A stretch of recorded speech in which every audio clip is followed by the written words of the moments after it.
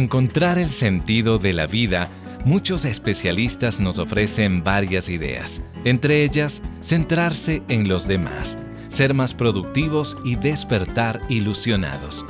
Sin embargo, y a pesar de seguir estas recomendaciones, ¿por qué aún seguimos vacíos? Hoy en Visión para Vivir, el pastor Carlos A. Zazueta nos llevará nuevamente a estudiar la vida de Salomón, quien también buscó un sentido a su existencia. El pastor Carlos comparte con nosotros la continuación de Comer, Beber y ¿qué más? Vea la invitación franca que nos hace aquí en el capítulo 2, comenzando en el versículo 1. Porque después de establecer su conclusión general en el capítulo 1, donde dice que las rutas específicas que él siguió, el conocimiento académico, la sabiduría, las cosas que quiso aprender, las ciencias que pudo investigar, no le trajeron una satisfacción plena, solamente hizo que se sintiera más frustrado de lo que ya estaba. Vea cómo dice el versículo 1. Me dije, vamos, probemos los placeres, busquemos las cosas buenas de la vida. Suena como canción, ¿verdad? Pero descubrí que eso también carecía de sentido. En realidad, dice Salomón, no vale la pena. Probaré la risa, dice, esto quizás sea la respuesta. Pero ¿qué pasó? Al tiempo, a lo mejor sí se rió. Pero ya el versículo 2 dice, la risa es absurda, la risa es tonta. ¿De qué sirve andar en busca de placeres? Salomón no se satisfizo con todo eso. No llegó a sentir satisfacción plena nada más con reír de la vida. ¿Quién sabe cuántos comediantes existen en el mundo que realmente, después de hacer reír a los demás, van a su casa y se quedan tristes, solitarios, abandonados? Entonces, si el sexo no llena, si lo sensual no llena, entonces ni la risa llena, ¿qué le queda al pobre de Salomón? Ya sé. Entonces la felicidad se encuentra en la bebida, en el alcohol, versículo 3. Después de pensarlo bien, decidí alegrarme con vino. Y mientras seguía buscando sabiduría, no crean que a ustedes se les ocurrió primero. Me aferré a la insensatez. Así que traté de experimentar la única felicidad que la mayoría de la gente encuentra en su corto paso por este mundo. La mayoría de la gente. Qué originales, ¿verdad? Al leer esto es fácil de imaginar al pobre Salomón todo siempre borracho. ¡Salud, compadre! Pero esa no es la imagen que Salomón está pintando de él mismo. Si notamos con cuidado, él en ningún momento perdió la cordura ni la sabiduría. Salomón no es el típico borrachín que anda por todos lados, babeando por todos lados, cayéndose en cada esquina. Él era un hombre de mundo, un hombre sofisticado, una persona, realmente el hombre más interesante del mundo.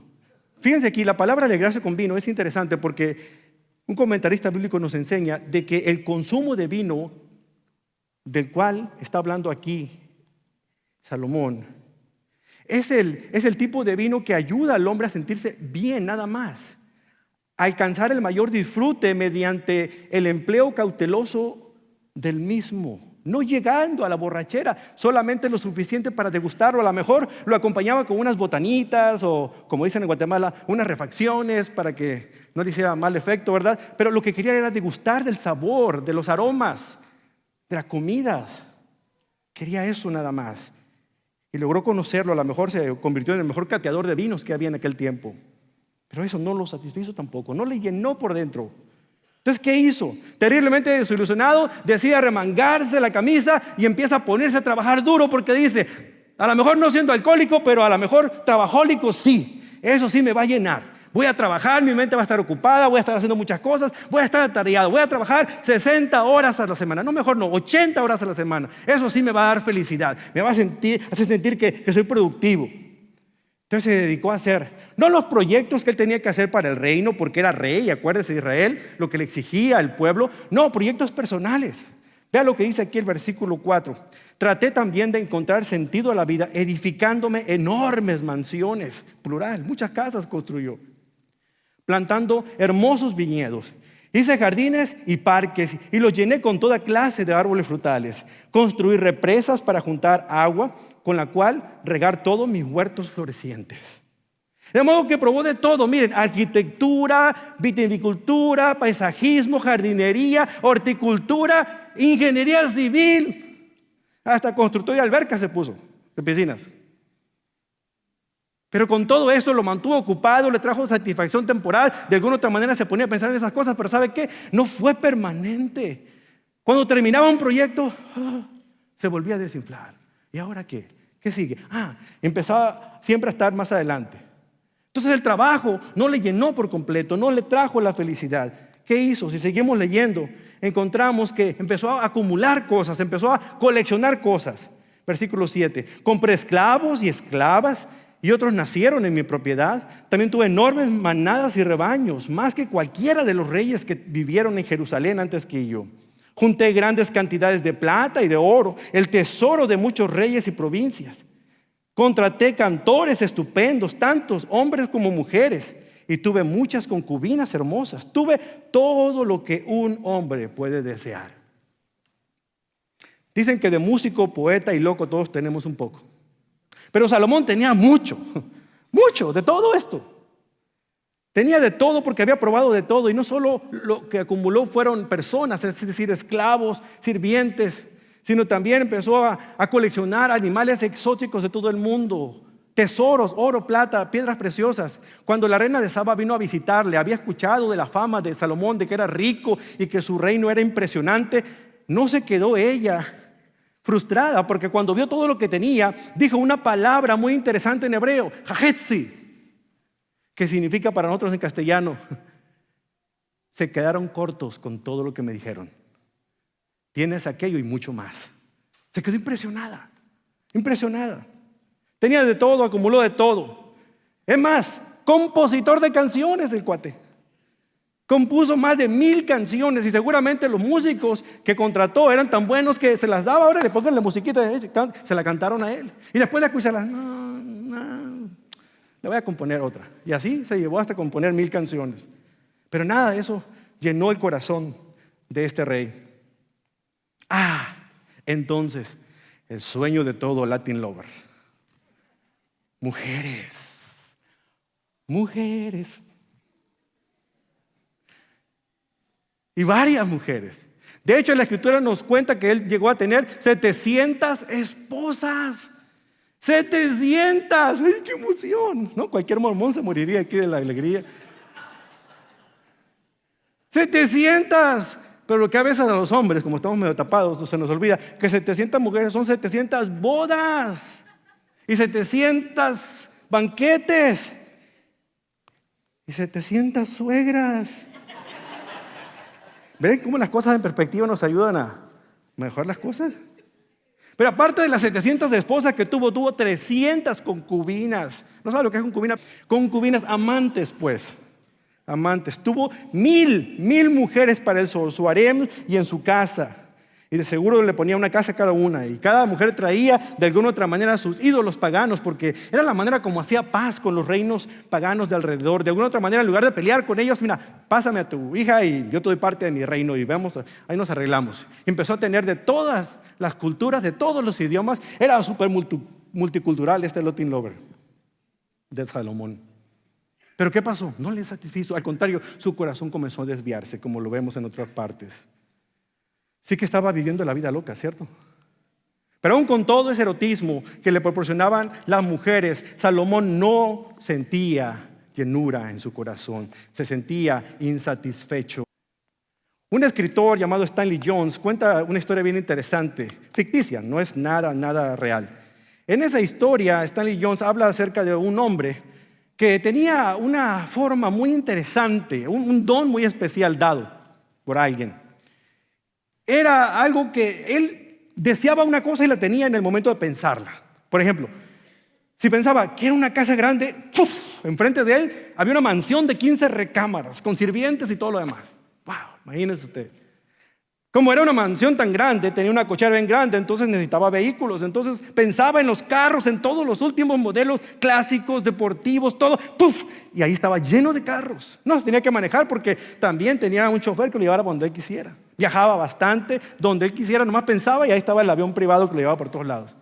Pero el paso del tiempo llegó a cansarse de todo eso. Deseaba comer algún platillo y solamente tenía que pensarlo y ¡pum! Aparecían ahí unas pupusas recién hechas. De todo. Hasta que llegó un momento en que se hastió, porque aún de las comidas latinoamericanas nos hastiamos a veces, queremos algo más. De todo lo que tenía llegó a cansarse y dice a uno de sus sirvientes, "Ay, estoy cansado. ¿Cómo quisiera yo tener que trabajar para ganarme estas cosas? ¿Cómo quisiera yo volver a crear? ¿Cómo quisiera de alguna otra manera ser productivo yo mismo? Esta vida realmente se ha convertido para mí como vivir en el infierno". Y el sirviente le dice, "¿Y dónde cree que está, patrón?" No llena, no llena. Luego vemos cómo llega Salomón y piensa, bueno, si todo esto no está, entonces ¿qué hay? Cuando llegamos al versículo 10 encontramos la respuesta, encontramos de alguna otra manera una situación que es el problema de por qué no nos satisfacemos. Y encontramos de una manera muy clara lo que dice aquí el predicador. Dice, todo lo que quise lo hice mío. No me negué ningún placer hasta, ¿qué dice? Descubrí que nada me daba gran satisfacción. Nada me llenaba. Pero al observar todo lo que había yo logrado con tanto esfuerzo mío, que nada tenía sentido como perseguir el viento. No había absolutamente nada que valiera la pena en ninguna parte. El problema de Salomón, y en todo el primer capítulo y segundo capítulo de Eclesiastés lo encontramos. Esta es mis mansiones, es mi reino, es mis propiedades, mis esclavos, mis paisajes, mis huertos, mis mujeres, mis amantes, mío, mío, mío. Usted que es empresario, usted que es hombre de negocio, usted que está empezando su propia empresa, recuerde estas palabras. Es verdad, en un principio usted le da la gloria al Señor, pero en la medida que va creciendo, usted comienza a decir, wow, estamos trabajando bastante, está produciéndonos bastante. Cuidado, porque ahí empieza el problema. Empieza usted a cambiar a Dios por las cosas que Dios le ha dado. Cambiar a la creación por el Creador. Y eso es donde los problemas empiezan a ocurrir, porque entonces usted cree que está haciendo la buena vida, pero está equivocado. Usted tiene fuerzas porque Dios se las da. Usted tiene aliento porque Dios permite que salga un respiro más de cada segundo. Usted tiene vida porque Dios así lo ha querido. Nunca se olvide que todo es gracias a la buena obra de nuestro Dios. El problema consiste en esto, que a veces nos apropiamos de la gloria que corresponde únicamente al Señor. Pero vea, finalmente se enfrentó a la realidad, y es hora que ustedes y yo nos enfrentemos a la realidad también. Porque en el versículo 11 dijo estas palabras maravillosas. Él dijo de una forma muy categórica algo que yo quisiera que quedara esto registrado en todas las redes sociales del mundo. Pero más que nada registrado en nuestras mentes y en nuestros corazones. Versículo 11. Pero al observar todo lo que había logrado con tanto esfuerzo, vi que nada tenía sentido. Era como perseguir el viento. No había absolutamente nada que valiera la pena en ninguna parte. Todo lo que has soñado, joven, todo lo que has soñado, varón, todo lo que has querido, mujer, todo es vanidad, todo es algo que de alguna otra manera te hace sentir bien, pero es pasajero. Todo es vanidad, dice el predicador. Nada vale la pena. No sé si a veces han visto ustedes calcomanías que se pegan en los parachoques de los autos. El otro día había una en color azul que decía, era de un hombre me imagino, decía, tantas mujeres, tan poco tiempo.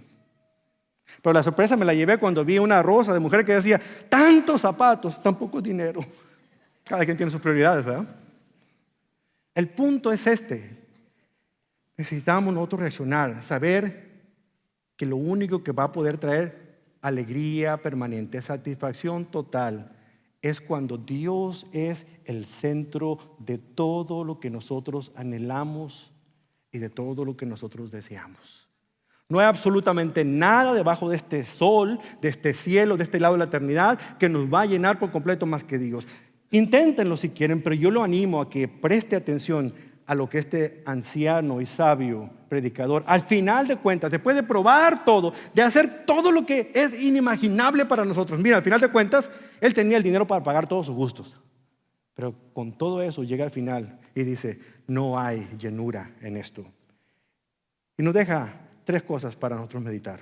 La primera dice, los placeres sensuales hacen promesas que carecen de poder permanente. Los placeres sensuales hacen promesas que carecen de poder permanente. Un poquito de polvo en la nariz te vas a hacer sentir maravilloso. Vas a ver el cielo y las estrellas. Te vas a estrellar, que no es otra cosa. Es verdad, miren, no voy a negarlo. El pecado de alguna u otra manera gusta en el momento en el que uno lo está cometiendo, haciendo, realizando. Pero en cuanto eso pasa, uno se siente como una cruda moral que para qué les cuento. ¿Por qué lo hice? Y volvemos a lo del otro que le echa la culpa al diablo de todo. No, no vale la pena, no ofrece nada permanente. Te dará alegría momentánea como las pastillas que te tomas, pero no están curando el problema, solamente los síntomas. Placer ofrece levantarnos por encima de la rutina. Gran parte de nuestro vivir parece llegado de lo ordinario. Y viene el momento en el cual la tentación se nos ofrece y extendemos la mano, porque hasta eso el diablo no nos fuerza a que tomemos, no nos abre la boca para que tomemos la droga o porque nos empeñemos la botella. Él simplemente, como todo un mesero con una charola de postres, llega y dice, ¿postre? ¿Y qué hacemos nosotros? Deme dos. ¿Por qué no estás a dieta? Mañana empiezo la dieta. No promete nada permanente. Vea el segundo, dice, los placeres sensuales ofrecen abrirnos los ojos, pero en realidad no los ciegan. No los ciegan. Es verdad. Los placeres dicen, si haces esto, entonces vas a emprender más. Mira, si practicas lo otro, vas a vender.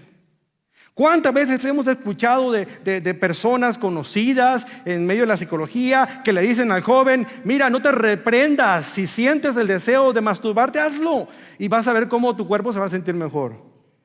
Pues se sentirá mejor en un momento, pero después de ahí quedas enganchado por vida, mijito. ¿Pero qué es la realidad? Porque eso no satisface al final de cuentas. Yo creo que la mayor tragedia relacionada con la sensualidad es que es hipócrita. El diablo jamás le va a decir a la persona que está tomando una copa, cuidado porque te vas a convertir en borracho. No, al contrario, toma, disfruta. Jamás le dice al drogadicto que una nada más y con eso vas a quedar curado. No, te quedas codependiente. Jamás le dice al esposo o a la esposa, mira, con una salida nadie se va a dar cuenta. Y esa canita al aire que te eches no va a tener repercusiones. Pero si el diablo nos dijera lo que va a ocurrir, lo que sabe que va a ocurrir, muchos de los que estamos aquí ni siquiera nos acercáramos al borde del precipicio. Pero Él no nos lo dice, solamente nos presenta. Finalmente, los placeres sensuales nos desilusionan, convirtiéndonos en artistas del encubrimiento. Damos la impresión de que todo está bien. Vemos a la persona sonriendo, siempre gritando, gloria a Dios, Dios le bendiga, hermana. Todo bien, todo bien. ¿Cómo está? Perfectamente bien, fantásticamente bien. Pero no sabemos lo que tienen por dentro. No sabemos realmente las luchas. No sabemos cómo está su relación matrimonial. No sabemos cómo viven sus hijos. Solamente vemos en apariencia y pensamos lo mejor de ellos. Como el caso de Richard Corey, quien era una persona muy respetada en la ciudad, en su trabajo, en la comunidad donde vivía. Bien vestido, bien trajeado, muy amable, todo un galán. Un hombre realmente fuera de serie. Todo el mundo quería ser como él. Especialmente los hombres decían, Richard, como quisiera ser como él. Cuando yo sea grande, Richard, voy a ser como tú. Porque era impresionante que este hombre parecía que toda la vida la tenía hecho. Buen carro, buena esposa, buenos hijos. Hasta que un día de esos, Richard llega a su casa, estando a solas, saca una pistola y se vuela los sesos. Que nadie sabe lo que hay en la mente y el corazón. El pastor Swindoll nos dice constantemente esto. El corazón del hombre es como un pozo profundo y solamente Dios sabe qué tan profundo y oscuro puede ser. El predicador nos dice que el hombre ha sido creado con un vacío interior, con un hueco que únicamente va a ser lleno con Dios, con eternidad. Mi recomendación para ustedes que aún no se han dado la valentía de poder decirle a Jesucristo, sí, Señor, creo en ti, confío en ti. Realmente lo único que vale la pena es lo que tú ofreces. Mi recomendación a ustedes, ¿va a seguir en su necedad? ¿Va a seguir negándose a sí mismo? ¿Va a seguir justificándote? Es que la religión es el opio de los pueblos y no sé cuántas ideas socialistas tenga en la cabeza. Deje de negarse y empiece a vivir de verdad. Empiece a abrir los ojos y su corazón para que entonces se pueda darse cuenta que a pesar de los problemas, porque no se van a ir, nosotros tenemos una esperanza que no muere. Para usted que ya es creyente, usted que ha confiado, usted que dice, yo creo en Dios. Sí, yo clamo las promesas de la Biblia. Yo lo voy a invitar a que dé un paso más arriba. En lugar de creer en Dios, créale a Dios. Confíe en su palabra. Y si Él dice, no estés angustiado, no tengas problemas, no te preocupes, yo voy a suplir tus necesidades, creámosle a Dios. No estoy hablando de prosperidad, estamos hablando de necesidades, no de los quereres ni de los anhelos. Para eso hay Mastercard, pero para lo otro el Señor da a nosotros la felicidad total, proveyendo nuestras necesidades. Eso es lo que Dios promete para ustedes, ¿lo cree? Es importante que comencemos a vivir la vida cristiana como Él espera a Dios que la vivamos. Confiando cada día, encomendándole a Él todas nuestras labores, todos nuestros problemas, nuestras situaciones. Porque mire, si la cosa que usted está pasando, si el problema que usted está viviendo tiene solución, no se preocupe, hermano. Espere en Dios. Y si lo que está viviendo no tiene solución, ¿para qué se preocupa? Mejor espere en Dios. O sea, de las dos maneras, aprendemos a confiar y nos acercamos más a Él. ¿Lo cree? Estamos listos para emprender esta nueva aventura de fe y hacerle caso al predicador que nos dice, la vida sin Dios no vale la pena. Así que aquello de, si te hace sentir bien, hazlo. Debemos de añadirle lo otro, pero cada quien aténgase a las consecuencias. Incline su rostro, cierre sus ojos. Nuestro buen Dios, aquí estamos, escuchando una vez más estas palabras increíbles de un hombre que fue increíble, un hombre que realmente lo tuvo todo. Todo lo que quizá quienes me escuchan en esta habitación y a través de la radio, todas aquellas personas quizá han tenido anhelos y fantasías. A diferencia de nosotros los seres humanos que únicamente nos conformamos con fantasías, Salomón hizo realidad sus fantasías, pero realmente se dio cuenta que se convirtieron en pesadillas. Porque realmente si nuestras oraciones no se responden como nosotros queremos, Padre, es porque realmente usted está haciendo su voluntad y su obra se está llevando a cabo, no la mía. Ayúdenos a entender, Señor, que si lo que tanto quiero, lo que tanto anhelo, lo que es ideal para mí no está resultando en este momento, Señor, su plan es mucho mejor que el mío. Cancele mi plan. Y quiero abrazar el que usted tiene para mí. Ayúdeme pues a confiar más en usted. Ayúdenos, Señor, como iglesia, a saber que estamos aquí para ser un faro de luz en medio de esta comunidad, para impactar la vida de otros con nuestra manera de vivir y con nuestra manera de hablar. Las dos van de la mano, Padre.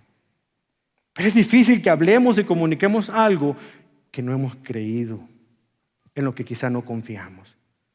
Nos convertimos como aquel hombre que vende aspiradoras, pero en su casa barre con escoba, porque simplemente no cree en ellas. No sabemos, Señor, realmente si nuestra manera de vivir impacta la vida de otros, pero lo que sí es cierto, no ha impresionado la de cada uno de nosotros, porque sigo sintiéndome vacío, sigo sintiéndome a veces, Señor, desanimado, desalentado, esperando que otros llenen este vacío, pero la respuesta no está ni en otros, ni en cosas, ni en nada. La única respuesta está en el Espíritu Santo. Llénenos más de Él y ayúdanos a caminar controlados por Él siempre, para que podamos actuar de la manera que a usted le agrada y a empezar a pedir y orar como usted espera que pidamos. Ayúdenos, Señor, a confiar y a aprender de los errores de otros, para que nosotros, Señor, experimentemos más el gozo de superar las pruebas y las dificultades y las tentaciones. Solos no podemos, solamente Cristo. Él es el único que sí lo logró. Y Él nos aconseja y dice, traigan a mí sus cargas. Pongan en mí su pesar. Pongan sobre ustedes mi yugo porque es ligero. Yo los voy a ayudar a llevar su carga. Ayúdenos, Señor, a confiar en Jesús, que Él es el único que realmente vale la pena. En su nombre oramos, Señor. Y solamente a Él nos encomendamos. Porque bendito Dios, realmente nosotros solamente en Él tenemos esperanza. Bendito sea Jesús.